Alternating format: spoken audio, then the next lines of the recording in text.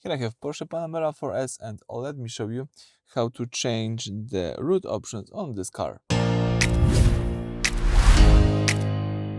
So at the very beginning, let's start by using the home screen. Let's choose here the navigation, as you can see on the left bar.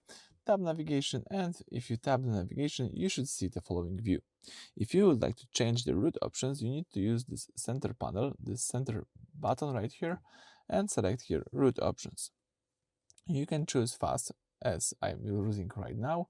You can choose short, so it will be the shortest distance. It could be ecological. It will be avoiding, so you can, for example, avoid here the motorways, tolls, ferries, tunnels, or seasonal restrictions. Or you can also here choose some dynamic rerouting. You can combine using fast and dynamic rerouting. Is great because the car will always think about the fastest route, and sometimes it will reroute it. And you can also refer to traffic announcement.